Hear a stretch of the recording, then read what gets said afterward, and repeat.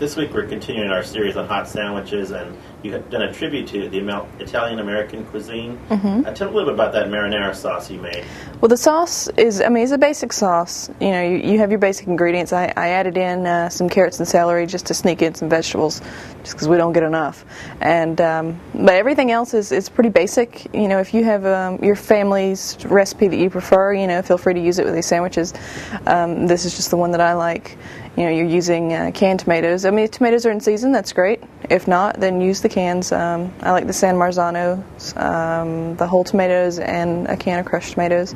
The whole tomatoes, when you open it up, just squish it around with your hands, crush them up just a little bit, but you're still going to have the good tomato texture. I use basil stems for while you're cooking it. Add a little flavor in there, and then you can add the leaves at the end. We also have some onions and garlic and your basics. If you like wine in your sauce, feel free to add a little wine. Also, if you'd like, and if you have any rinds of Parmesan cheese, you can put those in during the cooking process, and it adds a little bit of that flavor to it, which is nice if you have them around.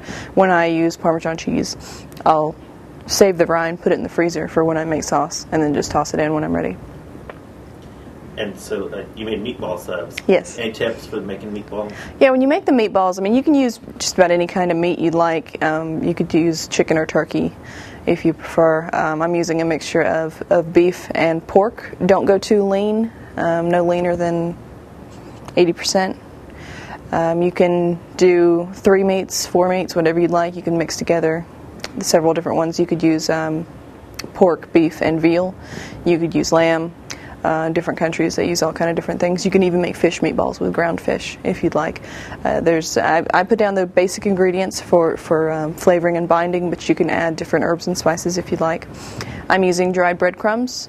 If you don't have, you can use packaged dried breadcrumbs. If you don't have those, you can make them yourselves. Just whir some bread in a food processor and toast it in the oven on a real low temperature for about 20 minutes or so until it dries out.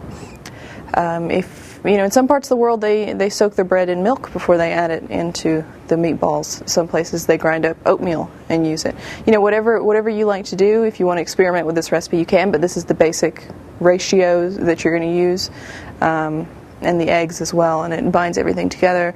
The Parmesan cheese gives it a nice flavor inside the meatball instead of just on top. So you're going to get a variety of different flavors inside the meatball. And then you're going to finish it by letting it cook in the sauce. If you don't want to do that, you can always finish it in the oven.